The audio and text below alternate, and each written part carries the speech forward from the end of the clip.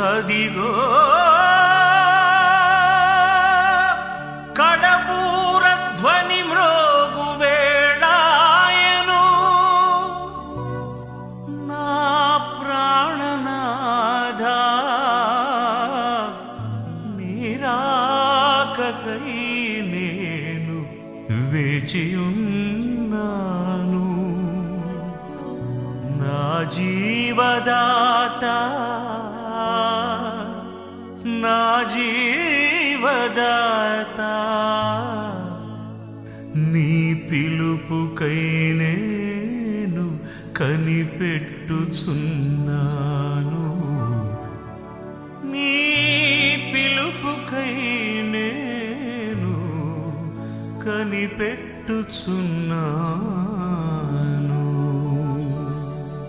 ప్రభువైన యేసుక్రీస్తు నామములో మీ అందరికీ క్రీస్తు నామములో వందనాలు. యేసు ప్రభు వచ్చే చివరి దినాల్లో, అంచె దినాల్లో, రాకడ దినాల్లో మనం ఉన్నాం. అయితే ఒక విషయం తెలుసుకోవాలి. బైబిల్లోని మత్తయి సువార్త 2వ అధ్యాయం 9వ వచనంలో నక్షత్రం వారికి ముందుగా నడిచెను అని రాయబడి ఉంది. అదే 10వ వచనంలో వారు ఆ నక్షత్రం చూచి శిశువును చూసి సాగిలిపడి వారు పెట్టెలు విప్పి బంగారం సాంబ్రాణి బోలం సమర్పించడం రాయబడి ఉంది. అంటే ఈ వాక్యం ఏం చెప్తుంది అని అంటే, మత్తయి సువార్త 2వ అధ్యాయం 9వ వచనం, వారు రాజు మాట విని బయలుదేరి పోవుచుండగా ఇదిగో తూర్పు దేశంన వారు చూసిన నక్షత్రం ఆ శిశువుని చోటికి మీదగా వచ్చి నిలిచి వరకు వారికి ముందుగా నడిచాను. వారు నక్షత్రం చూసి అత్యానందభరితులై, ఇక్కడ వారికి ముందు నడిచింది. ఇది అన్ని నక్షత్రాల నక్షత్రం కాదు. ఒక చోట ఉన్న నక్షత్రం మనం ఎప్పుడు దాకా చూసినా అది అక్కడే ఉంటుంది. ఎన్నిసార్లు చూసినా అది కదలదు, అక్కడే ఉంటుంది. ఇక్కడ నక్షత్రము నడిచెను అంటే ఈ నక్షత్రానికి 5 కాళ్ళు ఉన్నాయి. ఈ నక్షత్రానికి మాటలైతే లేవు, కానీ ముగ్గురిని క్రీస్తులోకి నడిపించింది. అంటే మనిషి పుట్టాక ఒక పురుగుగా జన్మిస్తాడు. మనిషే పురుగు. మనిషి కడుపులో ఎప్పుడు పురుగులు ఉంటాయి, మనిషి మెదడులో కూడా పురుగులు ఉంటాయి. ఈ పురుగులే పాపానికి నడిపిస్తాయి. యేసు వెలుగు ఎప్పుడైతే పడుతుందో, యేసులో ఉన్న ఆ నిత్య జీవం, ఆ రక్షణ, పాపక్షమాపణ, ఆ విడుదల, ఆ బాప్తిసం ఎప్పుడైతే వ్యక్తి పొందుకుంటాడో పురుగు నశించిపోతుంది. నిత్య జీవం అతని హృదయం ఉదయిస్తుంది. ఈ నిత్య జీవం అనేది ఎప్పుడైతే ఉదయిస్తుందో ఆ వ్యక్తి ప్రతి నెలలో ముగ్గురిని క్రీస్తు వైపు నడిపించకుండా ఉండలేడు, మనశ్శాంతి ఉండదు. పురుగుగా ఉన్న మనిషి నక్షత్రంగా మారాలంటే ముగ్గురు వ్యక్తులను క్రీస్తు వైపు నడిపించాలి. నువ్వు ఎప్పుడైతే ముగ్గురు వ్యక్తులను క్రీస్తు వైపు నడిపించడానికి ప్రయత్నిస్తావో అప్పుడు నువ్వు ఆకాశంలో నిరంతరం ప్రకాశించే నక్షత్రాలకు మారుతావు అని దానియేలు 12:3 చెప్తుంది. అయితే నక్షత్రాలకు అంతం లేదు. పురుగులు పుడతాయి, చచ్చిపోతాయి, పుడతాయి, చచ్చిపోతాయి. మార్పు లేని ప్రజలు వస్తారు, చచ్చిపోతారు, నరకానికి వెళ్ళిపోతారు. మారు మనసు లేని రక్షణ పొందిన వ్యక్తి అయినా, రక్షించబడి పాపంలో జీవించిన వ్యక్తి అయినా అతను పురుగుగానే ఉన్నాడు.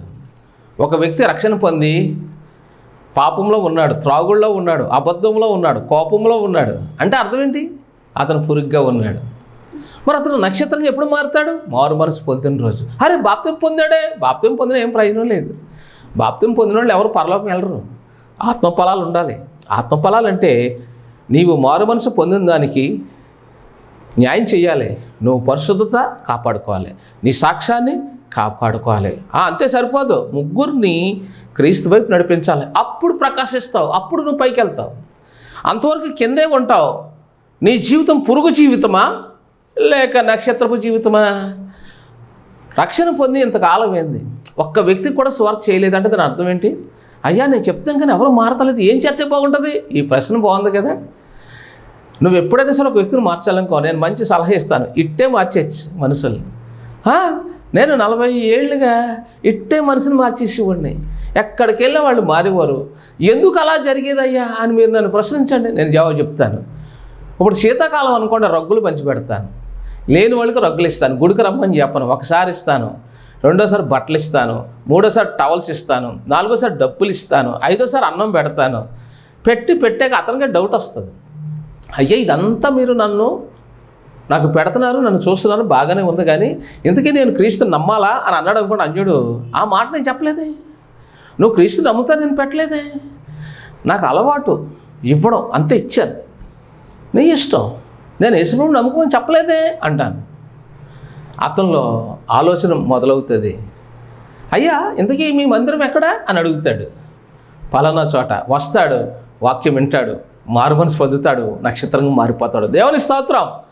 ప్రపంచంలో, భారతదేశంలో ఏ దిశకి వెళ్ళినా, గుజరాత్ వెళ్ళినా కొన్ని తినే పలహారాలు తీసుకెళ్ళి చీరలు పట్టుకెళ్ళి ఇచ్చి, అక్కడ గుజరాత్లో చాలా పేదలు ఉంటారు, డబ్బులు ఇచ్చి చీరలు ఇచ్చి వాళ్ళు తినే ఆహారాలు ఏం తింటారని గుర్తించి అవి తీసుకెళ్ళి ఇచ్చి సువార్త ప్రకటించాను. ఎందుకంటారు? విన్నారు, రక్షణ పొందారు. నేను ఢిల్లీ వెళ్తున్నాను, ఇప్పుడు బెంగళూరు వెళ్తున్నాను, బొంబాయి, మా ఊరే బొంబాయి, ఇండియా అంతా తిరిగాను. ఎక్కడికి వెళ్ళినా పెట్టి బోధిస్తాను, కాబట్టి మారుతాను. సార్ నేను పేదోడిని, నేను ఏమీ ఇవ్వలేను. నేను పేదోడినే, నేను తిని పొట్ట కట్టుకొని అవసరం పెడతాను, అందుకని వాళ్ళు మార్పు చెందుతారు. నేను ఈరోజు నక్షత్రంలో మారిపోయాను. ఒకప్పుడు నేను పురుగుని, యేసును నమ్మక ముందు నేను పురుగుని. మారు మనసు పొందాను, పాపక్షమాపణ పొందాను, యేసుక్రీస్తు నామములో బాప్తిసం పొందాను, సువార్త ప్రకటిస్తాను, లేని వాళ్ళకి అన్నం పెడతాను, విడోస్ హ్యాండిక్యాప్డ్ బ్లైండ్స్కి నేను డబ్బులు ఇస్తాను. నువ్వు ఏమైనా ఇస్తావా నాకు? నీ పేరు మీద వాళ్ళకి ఇచ్చేస్తాను. నేను డబ్బులు పోగుపెట్టను, దాయను, ఇంపాసిబుల్. నా దగ్గర ఉన్న కోట్లాది ఆస్తే పంచిపెట్టేశాను నేను. నా దగ్గర ఉన్న ఆస్తిని వదిలేశాను క్రీస్తు కొరకు.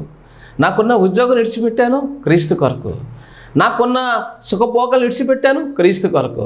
అయినా క్రీస్తు నన్ను విడిచిపెట్టలేదు, ప్రకాశించే నక్షత్రంలో చేశాడు. నన్ను దేవుడు దీవించి ఎలా చేశాడో తెలుసా? నక్షత్రానికి 5 కాళ్ళు ఉన్నాయని చెప్తున్నాను నేను. మనిషి 5 కాళ్ళు నీకు ఉండాలి అని అంటే 5 దిశల్లో నువ్వు వ్యాపించాలి, ప్రపంచంలో నువ్వు వ్యాపించాలి. ఎస్ఎస్ బాబు అని అంటే ప్రపంచంలో తెలిసి ఈరోజు ప్రపంచంలో ఎన్నో దేశాలు ఉన్నాయి, అన్ని దేశాల నుంచి కూడా ఫోన్లు వచ్చాయి. వాళ్ళతో మాట్లాడాను, చాలా దేశాలు మాట్లాడాను, చాలా దేశాలు వాళ్ళతో మాట్లాడాను. వాళ్ళు ఆంధ్రప్రదేశ్లో నువ్వు ఉన్నావంటే నాకు చాలా ఆశ్చర్యం కలుగుతుంది. మా దేశం వస్తావా అన్నారు, వాషింగ్టన్ వస్తానన్నాను. కెనడా వస్తావా అన్నారా? వస్తానన్నాను. ఢిల్లీ వస్తావా అన్నారు, వస్తానన్నాను. అన్ని దేశాలకి వెళ్తున్నాను నేను. కారణం ఏంటో తెలుసా? నక్షత్రానికి 5 కాళ్ళు ఉంటే నాకు 5 దిశల్లో దేవుడు నన్ను దీవించాడు. 1, నేను వీధుల్లో సువార్త ప్రకటిస్తాను. 2, యూట్యూబర్ని. 3, లైవ్లో చెప్తాను. 3 చెప్తున్నాను, నేను తెలుగు, హిందీ, ఇంగ్లీష్లో బుక్ రాయటాను నేను. 4, సంఘ వ్యవస్థాపనలో ఎన్నో సంఘాలు కట్టాను. ఇండియాలో అనేక స్థలాల్లో సంఘాలు కట్టాను. 5, మాది చిల్డ్రన్ ప్రేయర్ టవర్. ప్రపంచంలో ఎవరు ఫోన్ చేసినా, అప్పుడు ఎత్తకపోయినా 1 గంట 2 గంటలు ఖచ్చితంగా ఫోన్ చేసి, బ్రదరు నీ కష్టం ఏంటని అడుగుతాను. లక్షలాది మంది నాకు సర్ప్రైజర్స్ ఉన్నారు, లక్షలాది మంది మా ప్రేయర్ టవర్లో ఉన్నారు. అందులో మీరు ఒకరు అవుతారు. లేదంటే మీరు నన్ను మీ ఇంటికి పిలవండి, మీ సమస్యకు మీ కళ్ళెదుట పరిష్కారం చేస్తాను. మీకు పిల్లలు లేరు కదా, మీ ఇంటికి నన్ను పిలండి. ఒక 30,000, 40,000, 50,000 ఎంత ఖర్చు అయినా మీరు భరించండి. నా ట్రావెలింగ్స్ మీరు భరించాలి. లేదంటారా నేను మందిరం కడతాను, ఆ మందిరానికి ఒక 50,000 కానీ మీ ఇష్టం, డొనేషన్ ఇవ్వండి. మందిరమే కదా, మందిరానికి మీరు డొనేషన్ ఇస్తే దేవుడు నీ గర్భఫలంలో ఒక కొడుకుని పెడతాడు. సునిమీరాలు జీవితము అయోమయంగా ఉంది. 2వ రాజుల గ్రంథం 4:17 కానీ దైవజనుడు ఎలీషా ఇంటికి వచ్చాడు. ఎప్పుడైతే వచ్చాడో ఆ ఇల్లు మహిమతో నింపబడింది, ఆ గృహం దీవించబడింది, పిల్ల పాపలతో కలకల్లాడింది. ఆయన వెళ్ళిపోతా అన్నాడమ్మా నీకు ఒక కొడుకు పుడతాడు, ఎత్తుకో అన్నాడు. వెళ్ళిపోయాడు. ఆయన చెప్పినట్లు ఆమె ఒక గర్భం దాల్చింది, కొడుకుని కన్నది, ఎత్తుకుంది, ముచ్చటించింది, సంతోషించింది. ఒక్క దైవజనుడు నీ ఇంటికి వస్తే, నిజమైన దైవజనుడు, దేవుని పిలుపున్న దైవజనుడు నువ్వు గుర్తించగలిగితే, అయ్యా ఒక్కసారి మా ఇంటికి రండి అని, నాకు అప్ అండ్ డౌన్, నేను బొమ్మ నుంచి మీ ఊరు రావాలంటే నాకు 25,000 అవుతుంది. మీరు ఏ ఊర్లో ఉన్నా సరే, బెంగళూరులో ఉన్నారా, విశాఖపట్నంలో ఉన్నారా, ఢిల్లీలో ఉన్నారా, కలకత్తాలో ఉన్నారా, మరి ఏ దేశంలో ఉన్నా ఓన్లీ ట్రైన్ టిక్కెట్లు మాత్రం నాకు 25,000 అవుతుంది. మీరు రమ్మంటే నేను ఖచ్చితంగా ఆ టికెట్లు తీసుకొని నేను వస్తాను. మీరు తీయొద్దు టికెట్లు, ఎందుకంటే నాకు తెలుసు ఆ టికెట్లు ఎలా తీసుకోవాలో. ట్రైన్లో కొంచెం సేఫ్టీ ఉన్న ట్రైన్లో టికెట్లు తీసుకుంటాను. ఎందుకంటే ట్రైన్లో సేఫ్టీ ఉన్న టికెట్లు తీసుకుంటే నాకు బైబిల్ చదువుకోవడానికి అవకాశం ఉంటుంది, ప్రార్థన చేసుకోవడానికి అవకాశం ఉంటుంది. ఆర్డినరీ టికెట్లు తీసుకుంటే అందులో ప్రార్థన చేసుకోవడానికి ఉండదు. అయినా ఆర్డినరీ టికెట్లకు 2 నెలలకు కూడా టికెట్లు దొరకవు. ఇప్పుడు నేను మీ దగ్గరికి ఒక వారం 10 రోజులు రావాలి అని దేవుడు నాకు చెప్పాడు అనుకోండి, 3AC కోచ్లో స్పెషల్ కోచ్లు టికెట్లు దొరికేస్తాయి. సార్ మేము అంత భరించలేమంటే ఇంకా నన్ను పిలవకండి అంతే. నేను భరించలేను అని అంటే ఏమంటే పిల్లలు కావాలన్నవాళ్ళు 1 లక్ష, 2 లక్షలు, 3 లక్షలు, 10 లక్షలు డాక్టర్కి ఇస్తారు. భయంకరమేంటో తెలుసా? ఒక దైవజనుడు మీ ఇంటికి వస్తాడు, ఒక 50,000 ఖర్చు పెట్టుకోమంటే మాట్లాడరండి. పాపమది. చూడండి, నీ జీవితంలో ఒక కొత్త జీవితం, ఒక కొత్త ఆశీర్వాదము, ఒక కొత్త ఆనందం నీలో మొదలవ్వాలంటే నక్షత్రానికి 5 కాళ్ళు ఉన్నాయి. 5. వారికి ముందుగా నక్షత్రము నడిచెను అనే మాట మత్తయి 2:9 ఉంది. అయితే ఆ నక్షత్రం ఏ దిశగా నడిపించింది వాళ్ళని? యేసు వైపు నడిపించింది. యేసు దగ్గర ఏముంది? రక్షణ ఉంది, పాపక్షమాపణ ఉంది, విడుదల ఉంది, సంతానహీనులకు సంతానం ఉంది, రోగులకు స్వస్థత ఉంది, ఆర్థికంగా బలపడే అవకాశం ఉంది, అప్పుల నుంచి విడుదల పొందే అవకాశం ఉంది, కుటుంబాలు అందరూ మారుమనసు పొందుతారు. నువ్వు ఎలాంటి రోగువైనా, ఎలాంటి పాపివైనా స్వస్థత పొందుతావు, రక్షణ పొందుతావు. నీ జీవితంలో కొత్త న్యూ లైఫ్ మొదలవుతుంది. అంటే ఈరోజు నువ్వు తెలుసుకోవాలి. ఒక సేవకుడిగా నేను ఇండియాలో అనేక రాష్ట్రాలకు వెళ్ళాను. మళ్ళీ పిలిచారు. ఎందుకు పిలిచారని వెళ్ళి చూస్తే సంతానం లేని వాళ్ళు సంతానంతో బిడ్డలతో వాళ్ళు తొలతూగుతూ ఉంటే నాకు ఆశ్చర్యం కలిగింది. అమ్మ, ఎవరి పిల్లలు వీళ్ళంటే, అయ్యా మీరు కిందటిసారి వచ్చినప్పుడు వాగ్దానం ఇచ్చారే ఆ బిడ్డలే ఈ బిడ్డలు అన్నప్పుడు నాకు ఆశ్చర్యం కలిగింది. మీకు అవసరమైతే నేను మీ దగ్గరకు వచ్చినప్పుడు ఆ పిల్లలు లేని తల్లిదండ్రులకు సాక్ష్యాలు, వారు పిల్లల్ని సంపాదించుకున్న తర్వాత సాక్ష్యాలు, ఆ పిల్లలతో సహితంగా నేను మీ ముందు యూట్యూబ్లో చూపిస్తాను. మీరు గర్భఫలం యెహోవా ఇచ్చు బహుమానం అనే యూట్యూబ్ మీరు చూడలేదా? చూడండి ఒకసారి. రక్షణ మార్గంలో నేను చెప్పే టీవీ కేంద్రంలో నేనున్నాను. మీరు పిల్లలు లేని తల్లులు ఎలా బిడ్డలను కన్నారో వాళ్ళు పొందుకున్న వాగ్దానం ఏంటో, ఆమె ఎప్పుడు ప్రెగ్నెంట్ అయిందనేది మీరు తెలుసుకోవాలనుకుంటే నేను వెళ్ళి వాళ్ళకి దేవుని నామంలో వాళ్ళని దీవించాను, ప్రార్థించాను. అక్కడి నుంచి నేను రిటర్న్ వచ్చిన వెంటనే 10 ఏళ్ళు పిల్లలు లేని తల్లి గర్భం దాల్చింది. పెళ్ళి 20 సంవత్సరాలైన సహోదరి వాగ్దానం ఇచ్చాక ఒక గర్భం దాల్చింది. ఒక సహోదరి ముందు కూతురుని కన్నది, తర్వాత కొడుకుని కన్నది. ఒక సహోదరి ముందు కొడుకుని కన్నది, తర్వాత కూతురుని కన్నది. ఒక సహోదరి జీవితంలో 2 కొడుకులు సంపాదించుకుంది.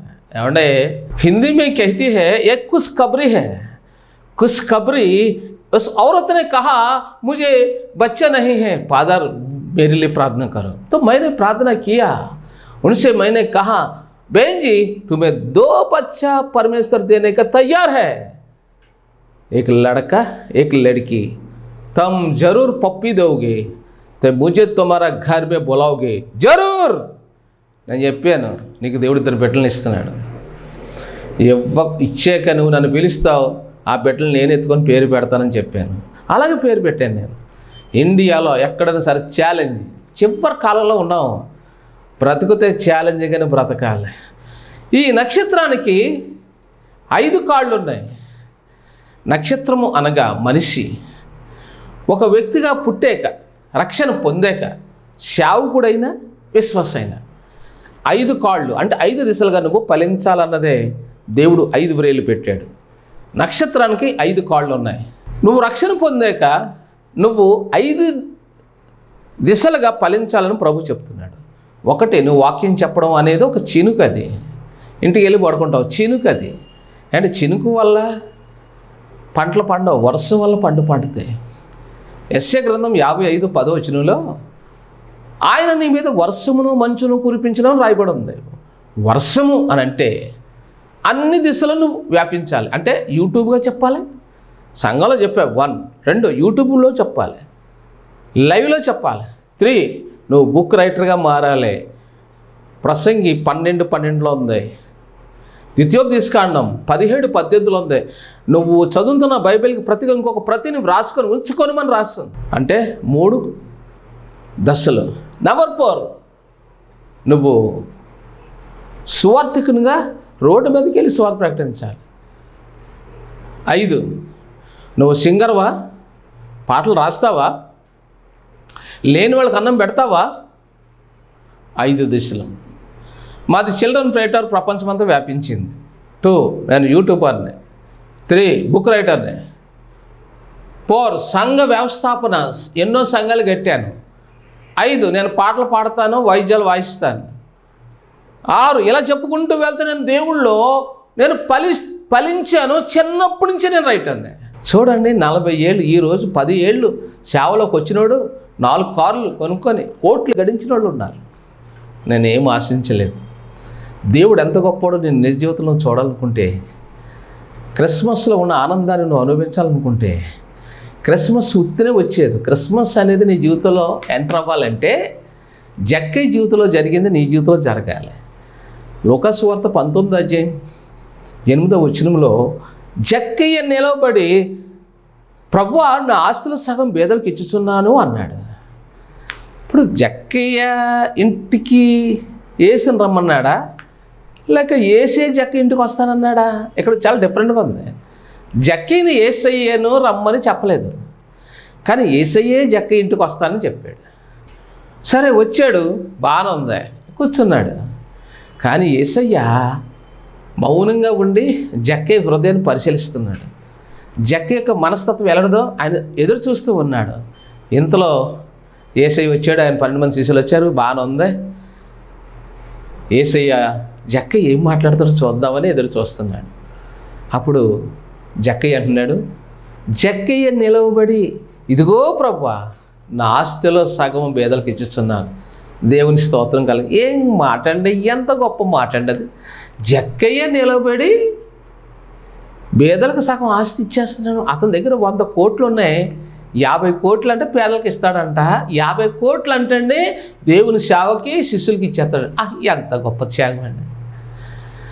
అప్పుడు యేసయ్య ఏమన్నాడు తెలుసా నీకు, ఇతడు కూడా అబ్రహాము కుమారుడే, పంచి పెడతాను అన్నాడు, పంచి పెట్టాడు. పంచిన తర్వాత యేసయ్య జక్కయ్యని ఏమన్నాడు, అభినందించడం మొదలుపెట్టాడు. అతని జీవితంలో కొత్త జీవితం మొదలయ్యింది. ఎలా మొదలయ్యింది అని అంటే యెషయా 65:17 ప్రకారంగా, ఇదిగో నేను క్రొత్త ఆకాశం క్రొత్త భూమిని సృజించుచున్నాను, మునుపటివి మరోబడను, జ్ఞాపకంలోకి రావు. నేను సృజించుచున్న దాన్ని గురించి మీరు ఎల్లప్పుడూ హర్షించి ఆనందించుడి. అది మొదలైంది. ఆ ఆనందం, నిజమైన సంతోషం జక్కయ్య జీవితంలో ఆ వాక్యం నెరవేరింది. మొదటిది పాతది గతించింది, కొత్త లైఫ్ అతని జీవితంలో మొదలైంది. అంటే యేసు అతని హృదయంలోకి వచ్చాడు, యేసు అతని జీవితంలో జన్మించాడు. ఎప్పుడు యేసు అతని హృదయంలోకి వచ్చాడు, ఎప్పుడు జన్మించాడు? యేసు ఇంటిలో ఎదురుగుంట కనబడుతున్నాడు, కానీ హృదయంలోకి రాలేదు. జక్కయ్య ఎప్పుడైతే తన ఆస్తి, పాపిష్టి ఆస్తి, తన అన్యాయంగా సంపాదించిన ఆస్తి ఎప్పుడైతే పేదలకు పంచిపెట్టాడు, పంచిపెట్టండి అన్నాడు, బహుశా నేను అనుకుంటున్నాను నాలుగోటికి ఇచ్చి ఉంటాడు. కొంతమంది ఉంటారు పంచిపెట్టమంటారు, కానీ తీసుకున్న వాళ్ళు పంచిపెట్టరు, సగం దాచేసి కొంచెం పంచిపెట్టి అంగమ్మ చేసేస్తారు. పంచిపెట్టాను. నాకు ఎవడో 20,000 ఇచ్చిన, 50,000 ఇచ్చిన వాళ్ళ కళ్ళ ఎదుటే పంచుతాను, వాళ్ళ కళ్ళ ఎదుటే ఏ రూపంలో ఖర్చు పెట్టని చూపిస్తాను, బిల్లు కూడా చూపిస్తాను. నేను మందిరం కడుతున్నాను ప్రియులారా, మీరేమన్నా నేను కట్టే మందిరానికి 20 లక్షలు అవుతుంది, స్లాబ్కు 10 లక్షలు అవుతుంది. మీలో ఎవరైనా సరే ఈ మందిరాన్ని కట్టడంలో ముందుకు రండి. ఈ మందిరం పూర్తి అయ్యాక స్లాబ్ వేసాక నేను మిమ్మల్ని పిలుస్తాను, స్లాబ్ వేయగానే పిలిచేస్తాను, మీరు చూద్దరు. కానీ మీరు 1,00,000 ఇస్తారా, 2 లక్షలు ఇస్తారా, అదంతా మీ ఇష్టం. మీరు పేదవాళ్ళతో ఒక 10,000, 20,000 మీ ఇష్టం. కానీ ఆ స్లాబ్ ఇష్టం వీడియోలో చూపిస్తాను, మీరు ఇచ్చారని పరలోకంలో రాయిస్తాను. నేను చెబితే నా దేవుడు రాస్తాడు, నీ పేరు ఖచ్చితంగా, నేను చెప్పకుండా రాస్తాడు. కొత్త జీవితం జక్క జీవితంలో ఎప్పుడు మొదలైంది? ఇచ్చాక. అప్పుడు ఇతను కూడా అబ్రహాం కుమారుడు అన్నాడు. ఇవ్వకముందు అనలేదు ఆ మాట, ఇచ్చాక అన్నాడు. నువ్వు ఇవ్వకుండా దేవుని కృప పొందలేవు. బాప్తిసం పొందినంత మాత్రం నువ్వు గొప్పడు అయిపోవు. రక్షణ పొందినంత మాత్రం నీ పేరు నీలో ఏం లేదు, ఆత్మఫలాలు లేవు. ఆత్మఫలాలు ఎప్పుడు వస్తాయంటే ముగ్గురిని క్రీస్తులోకి నడిపించాలి, నీకున్న ఆస్తి మందిరం నిర్మాణానికి సహాయపడాలి, పేదలకు సహాయపడాలి. అది ఆత్మఫలాలు అంటే. నీ ఆత్మఫలాలు మొదలైతే నీలో ఉన్న అనారోగ్యం తొలగిపోతుంది, నీ కుటుంబం పట్టబడి మారు మనసు పొందుతారు, నీ కొడుకు మారుతాడు, నీ భర్త మారుతాడు, నీ అమ్మలో ఉన్న అనారోగ్యం తొలగించబడుతుంది. సంతానం లేకుండా ఎవరైతే ఉన్నారో వాళ్ళు ఏం చేస్తారు? 2 బిడ్డలను ఎత్తుకుంటారు. నువ్వు ఎప్పుడైతే లేని వాళ్ళకి ఓ 10,000 ఇచ్చి బట్టలు పంచిపెట్టమని చెప్తావో, నువ్వు ఎప్పుడైతే మందిర నిర్మాణంలో ఈ 30,000 50,000 తీసుకోండి, మందిరాన్ని స్లాబ్ వేయండి నా పేరు మీద అంటావో, అప్పుడు దేవుడు నీకు సంతానం ఇస్తాడు. ఒకటి పేదలకు ధర్మం చేయాలి, మందిర నిర్మాణంలో సహకారిగానే ఉండాలి, 3 వ్యక్తులను క్రీస్తులోకి నడిపించాలి. అప్పుడు దేవుడు నీ పరిస్థితులన్నీ మార్చేస్తాడు, ఆశీర్వాదకరంగా మార్చేస్తాడు.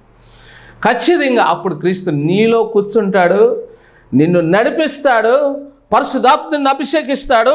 ఈ వాక్యం ఖచ్చితంగా నెరవేరుతుంది. ప్రకటన 21:1 అంతటా నేను క్రొత్త ఆకాశం క్రొత్త భూమిని చూచితిని, మొదటి ఆకాశం మొదటి భూమి గతించిపోయిన, అంటే మొదట పాత జీవితం గతించిపోయింది, సముద్రం ఇకను లేదు. నీకు విషయం తెలుసా? యెషయా 60:20 నీ దుఃఖ దినములు సమాప్తములగును, నీ జనులందరూ నీతిమంతులయ్యుందురు. అంటే యెషయా గ్రంథములో 60:20-21 నీ ప్రజలను నీతిమంతులయ్యి ఉంటారని దేవుడు ఆజ్ఞాపించాడు. కూడా వాళ్ళందరూ మారు మనసు పొందేస్తారు. నీ దుఃఖ దినాల సమాప్తం అంటే మీ కుటుంబంలో రోగాలు మాపి తొలగించబడతాయి. ఒక్క మాటతో చాలు రోగాలు తొలగిస్తాడు. ఒక్క మాటతో నీలో ఉన్న గర్భం లేదు, పిల్లలు లేరు అనేది తొలగిస్తాడు, సంతానవంతులుగా మార్చేస్తాడు. మీలో రోగులు తొలగిస్తాడు, ఆరోగ్యంతో నింపుతాడు. గర్భఫలం లేదు అనే మాట నిర్వచనం తొలగిస్తాడు. వీరు పిల్లలు దీవించబడుదురు అనే వచనంలోకి మీరు వచ్చేస్తారు. వారు తమ పిల్ల తరం వరకు చూస్తారు. ఎన్ని తరాలు? 1000 తరాల వరకు. వారి పిల్ల నోట నా వాక్యం పెడతానని యెషయా గ్రంథంలో. పిల్లల యెహోవా గురించి స్వాస్థ్యం, గర్భఫలం ఆయన ఇచ్చే బహుమానం. పిల్లల యెహోవా గురించి స్వాస్థ్యం అనే ప్రసంగం మీరు చూడలేదా? చూడండి ఒకసారి, దాన్ని పెట్టమంటే పెడతాను మీకు లింక్లో. ఎంతమంది సాక్ష్యం ఇచ్చారు అందులో. అయ్యో ఇగో మా పిల్లలు, ఎస్ఎస్ బాబు మాకు వాగ్దానం ఇచ్చాక 2 బిడ్డలు పుట్టారు, ఇదిగో నా కొడుకు ఇదిగో కూతురు అని చూపించారండి. చాలామంది లైవ్లో చూపించారు. పిల్లలు పుట్టని డాక్టర్ చెప్పాడు. నా దేవుడు ఆ సహోదరితో చెప్పాడు, నీకు 2 బిడ్డలను ఇస్తున్నాడమ్మా నిజమని అనగానే ఆమె వెంటనే నమ్మింది, 2 బిడ్డలను ఎత్తుకుంది. ప్రియులారా, చాలామంది ఇండియాలో నన్ను తమ గృహాన్ని పిలుస్తుంటారు. ఎందుకో తెలుసా?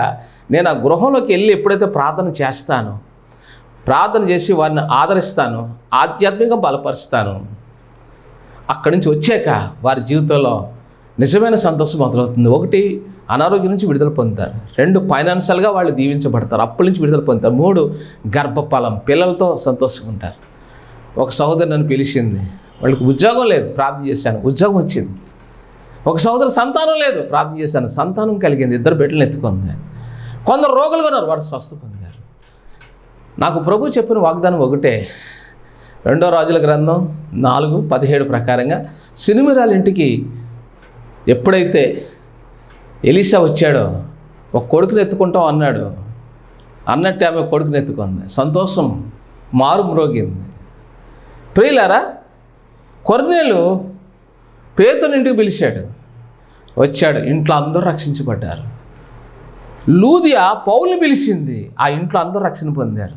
బహుశా అప్పటికి లూదియా ఇంట్లో వాళ్ళ తల్లిదండ్రులకు అనారోగ్యంతో ఉండవచ్చు, వాళ్ళు ఆరోగ్యవంతులు అయ్యారు. ఆయన వచ్చి వెళ్ళిపోయాడు పౌలు గారు, వాళ్ళు ఆరోగ్యవంతులుగా అయ్యారు. బైబిల్లో కొంతమంది వెంటనే స్వస్థ పొందారు, కొంతమంది దైవజనుడు వచ్చి వెళ్ళాక దేవుని మహిమను చూశారు. కొన్ని అలా జరుగుతాయి. నా జీవితంలో వెంటనే దేవుడు కార్యం చేయండి, నేను వెళ్తాను, ఆ ఇంట్లో అడుగు పెడతాను, ఓ బిడ్డను ఇవ్వండి తండ్రి అంటాను, మీకు ఆరోగ్యం ఇవ్వండి అంటాను, మీకు ఉద్యోగం ఇవ్వండి అంటాను, ఈ ఎగ్జామ్స్లో విజయం ఇవ్వండి అంటాను. ఈ మనసులో మారు మనసు ఇవ్వండి అంటాను, ప్రార్థన వచ్చేస్తాను. ప్రభు నాకు ఇచ్చిన వాగ్దానం ఏంటంటే, నువ్వు వాగ్దానం ఇచ్చి వచ్చేయి, పని నాది, ప్రార్థన నీది, నువ్వు చెప్పురా, నేను వాళ్ళ జీవితంలో కార్యం చేస్తాను. ఇది నాకు వాగ్దానం. రోమా 12:4 ఉంది. అలాగా కృపావరాలు నానా విధాలు. 1 కొరింథీ 12:4 కూడా అలాగే ఉంది. చిన్నది పెద్దది తేడా లేకుండా యజమాని వాడుకుంటాడు. అలాగే దేవుడు అల్పునే నన్ను వాడుకుంటూ ఉన్నాడు. మీ ఇంటికి రమ్మంటారా? నూతన సంవత్సరంలో మీ పాస్టర్ గారిని పిలిచి భోజనం పెట్టండి, కానుక ఇవ్వండి, బట్టలు ఇవ్వండి, కానుకొని భోజనం పెట్టండి. కొత్త సంవత్సరంలో డిసెంబర్ చివరిలో మనం ఉన్నాం, నూతన సంవత్సరానికి సమీపంలో ఉన్నాం. ప్రియులారా, ఈరోజు ఈ వాక్యం వింటాను నీ జీవితంలో. చివరికి ఒక మాట చెప్తాను. లూకా 19:8 జక్కై నిలబడి, ఇదిగో ప్రభా, నా ఆస్తుల సగం పేదలకి ఇచ్చుచున్నాను. యేసు ఇతడును అబ్రహాము కుమారుడే, నేడు ఇంటికి రక్షణ వచ్చి ఉన్నది. రక్షణ నీ ఇంటికి రావాలి, ఆశీర్వాదం నీ ఇంటికి రావాలి, పిల్లలు సంతానం నీ ఇంటికి రావాలి, ఆరోగ్యం నీ ఇంటికి రావాలి, ఆర్థికంగా ఆశీర్వాదం నీ ఇంటికి రావాలి, అప్పుల నుంచి విడుదల పొందాలి, ప్రతి కొరత నుంచి నువ్వు విడుదల పొందాలి. ఈ సంవత్సరం నువ్వు ఆశీర్వదించబడాలి అంటే నీకు ఇష్టమైతే అల్పునే నన్ను ఒకసారి పిలిచి చూడు.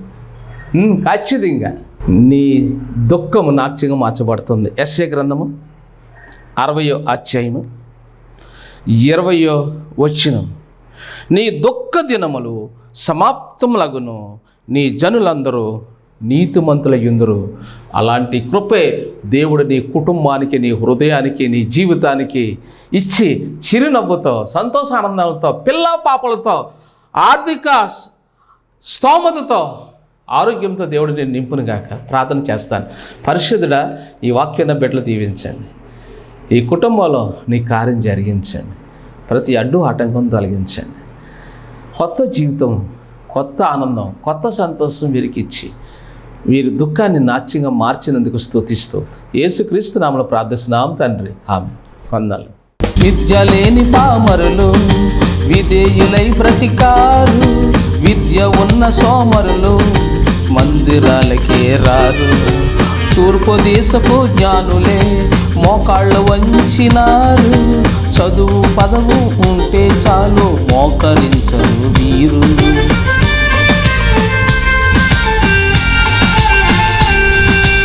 విద్య లేని పామరులు విధేయులై బ్రతికారు, విద్య ఉన్న సోమరులు మందిరాలకే రారు. తూర్పు దేశపు జ్ఞానులే మోకాళ్ళు వంచినారు, చదువు పదవు ఉంటే చాలు మోకరించరు వీరు. ఇంటికి రంగులు కాదు, వంటికి హంగులు కాదు, అల్లరి ఆటలు కాదు, త్రాగుబోతు విందులు కాదు. ఇంటికి రంగులు కాదు, వంటికి హంగులు కాదు, అల్లరి ఆటలు కాదు, త్రాగుబోతు విందులు కాదు. మారు మనసు కలిగింటే క్రిస్మస్, పవిత్రతను విసర్జించుటే క్రిస్మస్. దైవ ప్రేమ కలిగిందుటే క్రిస్మస్, ప్రభువు కొరకు జీవించుటయే క్రిస్మస్. వచ్చింది వచ్చింది వచ్చింది క్రిస్మస్ పండుగ, మార్పు లేకుండా చేస్తే శుద్ధ దండగా. అందాల తార అరుదించినాకై అంబర వీధిలో అవతారము